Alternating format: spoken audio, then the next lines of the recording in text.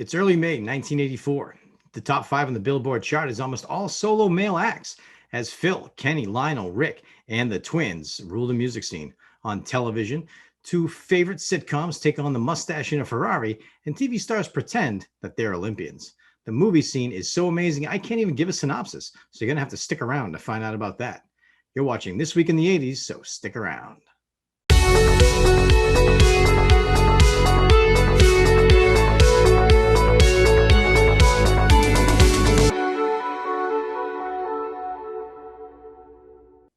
It's Thursday night. It's May 3rd. It's 1984. What are you watching on television?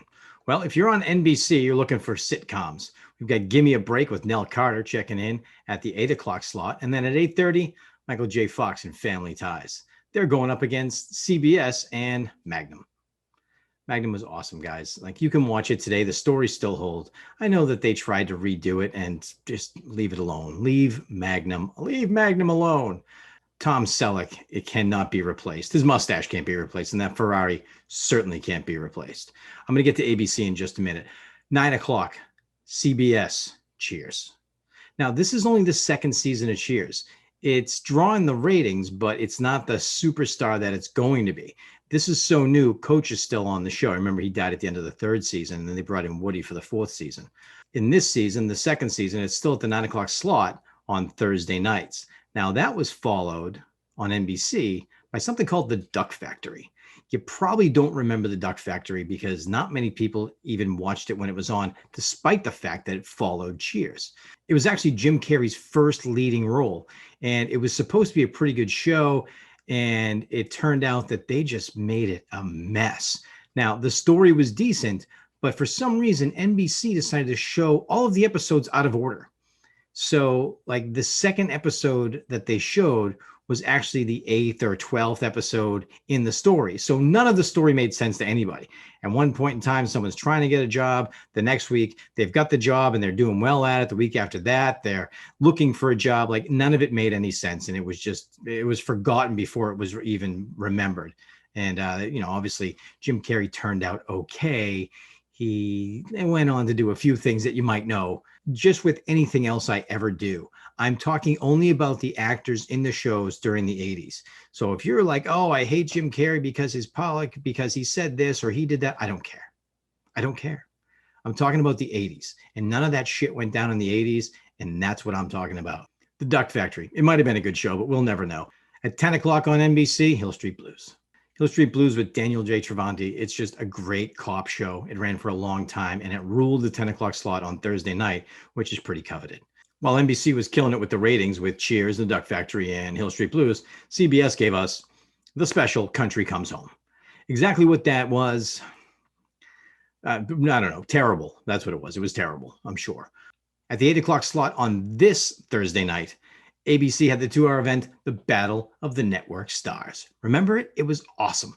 Just, you saw all of your favorite characters out there being people, competing, trying, showing off their skills. It was as fun as it got.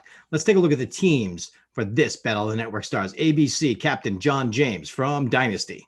Pamela Bellwood, also from Dynasty. James Darren, TJ Hooker. C. Thomas Howell got in there. I don't know exactly how he snuck in. He really wasn't a network star at the time, but anything with C. Thomas Howell is better anyway. ABC also had Ted Lang, Love Boat's Isaac. Had the Locklears on from Dynasty and other things. Sean Weatherly made an appearance. So did Shari Belafonte. NBC gives us Captain Flip Wilson. We also had Ellen Bry from St. Elsewhere. Charles Hayde, Hill Street Blues. Mark Harmon from St. Elsewhere. I bet he was really good at a lot of those activities. Vicki Lawrence from Mama's Family at the time.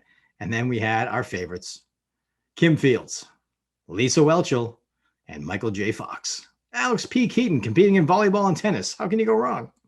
ABC and NBC put together a couple of pretty good teams, but CBS was the winner, and I'll tell you why. William Devane from Knots Landing was the captain. They had Abby Dalton from Falcon Crest. They had Sarah Douglas from Falcon Crest. They had William Moses from Falcon Crest. They had Doug Sheehan from Knots Landing. Charlene Tilton from Hotel. Celia Weston from Alice. You're looking at that list thinking, it's a bunch of drama actors. How could they ever win? Because they also had Richard Dean Anderson. MacGyver. I'll go in on any team that has got MacGyver on the roster. And guess what? They won. Nice job, MacGyver and CBS. Sometimes when I'm doing my research on the week I'm about to record, I look at the music and I think, that's just not a good list. Like sometimes the bands are just awful. I think the music is terrible. A lot of it I haven't heard of. And I listened to a lot of radio when I was a kid in the 80s. Like, come on. But this week is pure 80s. It's awesome. Number 40, Catch Me I'm Falling by Real Life. Number 39, Run, Run Away. That's my buddy Zach out in California. That's one of his favorites. That's a great song. That's one you just put on, you crank it up, see the chameleon lying there in the sun, and you blast it and sing along and have a good time.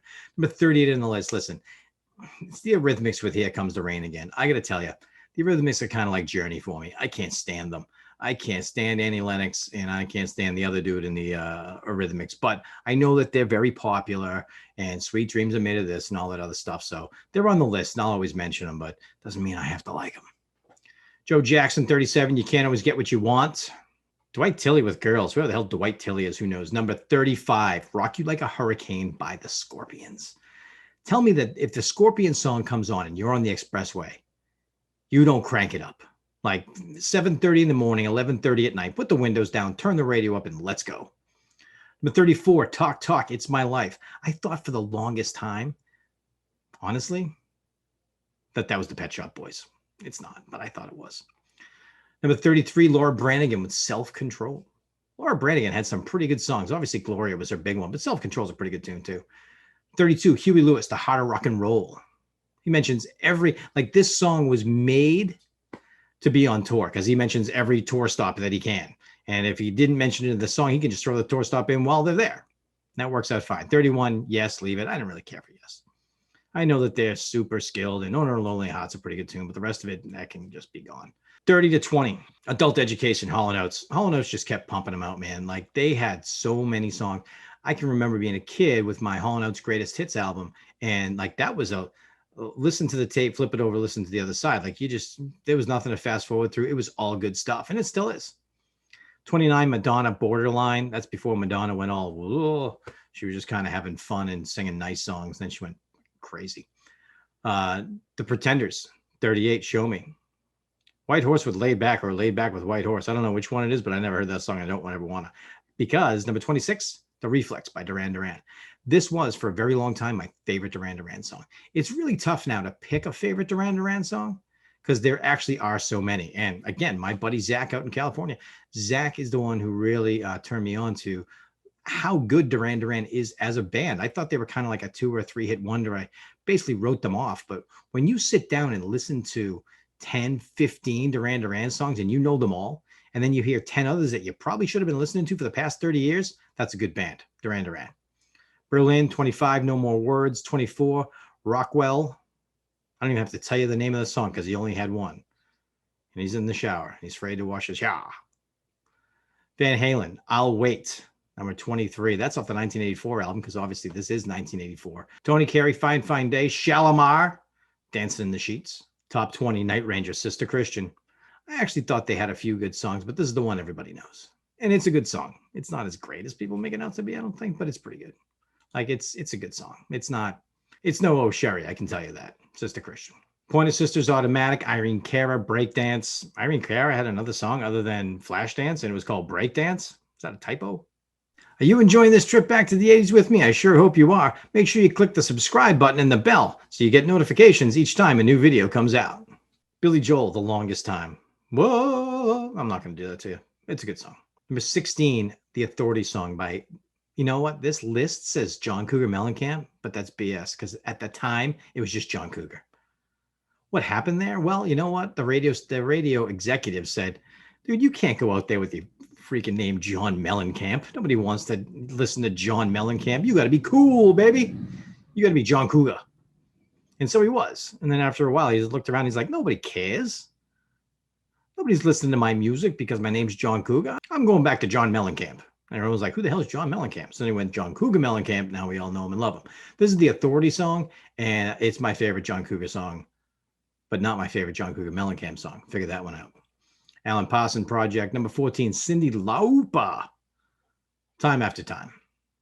Time after time after time. Cool in the Gang with Tonight, Head Over Heels by the Go-Go's. Number 12. Speaking of Oh Sherry, there's Steve Perry. Number 11, Oh Sherry. That's a good tune. Top 10. Culture Club, Miss Me Blind. Number 9, Let's Hear It for the Boy, Denise Williams. Number 8, They Don't Know by Tracy Ullman. Tracy Ullman in the top 10? I must have missed that. I was probably listening to number 7 on the list, The Cars, you might think. Number 6, I don't know how this happened. 10 weeks on the chart. It peaked at number 6. To All the Girls I've Loved Before by Julio Iglesias and Willie Nelson. All the girls I love before. It's a fine song. Like, I don't know any of the words other than that, and we're all thankful for that. Let's take a look at the top 5. Guy, Guy, Twins, Guy, Guy. Number 5, Love Somebody, Rick Springfield. Number 4, Footloose, Kenny Loggins. Number 3, Hold Me Now by the Thompson Twins. Thompson Twins have 3, maybe 4 tunes, and they're super fun. Number 2, 11 weeks on the chart, peaked at number 2, Hello by Lionel Richie. And then number 1 on the list, also 11 weeks on the chart, peaking at number 1, because can't go any higher than that, Against All Odds, Take a Look at Me Now by Phil Collins. Remember this video? The dude with the mustache that, from what I remember, stole his girl. And he was crying about it in the rain that kept changing colors from red to blue. So it looks like there was just a fight for the top spot. And it was Lionel Richie versus Phil Collins. Hello versus Against All Odds. Meanwhile, we're all cranking up Footloose, and you might think. Honorable mention on this chart, number 97, still hanging on after 15 weeks, UB40 with Red, Red Wine. Also honorable mention, number 53 on the chart, Wouldn't It Be Good by Nick Kershaw. That's one of those tunes that you know, but you don't. You heard it and you know it, but you don't remember it, but now you do. Go find that one. In fact, I'm going to put all of this together in a playlist. You're going to find it in the playlist section here on my YouTube channel. So put it on shuffle, crank it up, and go dance around the house.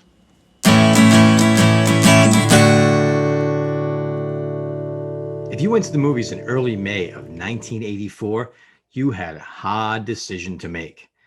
The actors are, I mean, this list of stars is so 80s, it's ridiculous. And when I say things are so 80s, like, it's not like they were 70s and they were some in the 80s. Like, these guys are just flat out, you hear their name, you're like, that's an 80s dude. That's an 80s woman. She's all 80s. He's all 80s. Check out this list. Robin Williams, Kevin Bacon, Tom Hanks, Mel Gibson, Steve Guttenberg, Kurt Russell, Anthony Michael Hall, Drew Barrymore, and also Robert Redford. I know Robert Redford spans like 7 decades because he's that amazing, but the rest of that list is pretty damn 80s, wouldn't you say? Let's take a look at the movies they were in. Number 12 on the list this week, Moscow on the Hudson. Number 11, Footloose. Footloose was showing this weekend. That had been out for 13 weeks already. And it was still in over 800 theaters. Number 10, Splash. Tom Hanks, Daryl Hannah. Number 9, Greystoke, The Legend of Tarzan. That was like Christopher Lambert or something. I didn't see it. Like, that was way beyond me. In 1984, I was 11. I didn't care. Number 8, The Bounty with Mel Gibson. Number 8 was with Mel Gibson. Now, I know Mel Gibson's a nut job, right? Like, he's gone. Like, that dude went on that crazy rant, and he's just well beyond anything that's reasonable. But I don't care about that because we're talking about 80s movies right now. So just focus on that. Don't blow me up in the comments or send me messages saying I shouldn't be blah, blah, blah. It's 80s stuff, and that's what we're covering. The Bounty. It's really long. It's kind of boring, but it's not a bad story. Now, number 7, Hard Bodies. That's a bad story. Guys, what is Hard Bodies doing on the list? Let me tell you something about this. This movie was supposed to be for the Playboy Channel. It was literally written to be on the Playboy Channel, and Columbia Pictures was like, no, we'll release that. Give that to us. So they bought it. They release it. It's a bunch of older dudes who are probably in their, early 30s or something. They recruit some younger guys to get some younger girls to come to their hot tub party. It's basically just bikinis and boobs. There's nothing else going on there, but they did put it out at almost 1,600 theaters, and it ended up making like $5 million. Number 6 on the list was the original Police Academy. It had already been out for 8 weeks. It's still in the top 10. It's made $62 million. I swear, every time I make one of these videos about anything, it's because Police Academy's in there. So, number 5, Romancing the Stone. That is Kathleen Turner and Kurt Russell. Number 4, one of the greatest movies in the history of all movies, 16 Candles. This had been already out for 2 weeks. It was at $8 million. Guys, 16 Candles is still tremendous. It's still funny as hell. It's still just legitimate. Now, I know that there's a lot of stuff in there that in 2021 or 2022 or whenever you're watching this is not so politically correct. Like, you really can't show an Asian dude and then hit a gong every time he comes on. And you also can't name him Long Duck Dong. But they did. And in 1984, in 1985, 1986, absolutely funny as hell. Like, 16 Candles comes on and you just like, you just leave it on. It's like Ferris Bueller's. Like, you have to watch it. I love that movie. Number 3 on the list, Firestarter. Stephen King and Drew Barrymore get together to creep the hell out of us. Number 2 on the list, Breakin'. Not Breakin' 2 Electric Boogaloo, the original Breakin'. Ozone and Turbo teaching us that no matter how hard we've tried, we can't dance. Number 1 on the list this week, taking in $5 million. It opened at number 1. Robert Redford playing The Natural, Roy Hobbs. The Natural is a tremendous movie. It's actually a tremendous book. Now, usually I don't say that because truthfully, I don't read too many books because I watch too many movies. But I did read this book. I read it in class in college. I took a class called Culture and Sport, and we literally watched sports movies and read sports books. I got the same amount of credit as you did in your really hard classes, same points. So who was the smart one in that respect? But really, The Natural, the book, and the movie are absolutely fantastic. But like, look at this list, though. Like, these are all just superstar 80s movies. If you wanted to have an 80s movie marathon, someone's like, hey, come over, let's have an 80s movie marathon. You're like, yeah, I'll bring Footloose, Splash, Police Academy, 16 Candles, and The Natural. I'm like, all right, well, I've got Breakin', Firestarter, and Hard Bodies. That sounds like a pretty good day. That'll wrap it up this week in May of 1984. Thanks for sticking around. Thanks for joining me in this trip back to the greatest decade that there has ever been. Make sure you click the subscribe button and the bell, and I'll see you next week for more This Week in the 80s.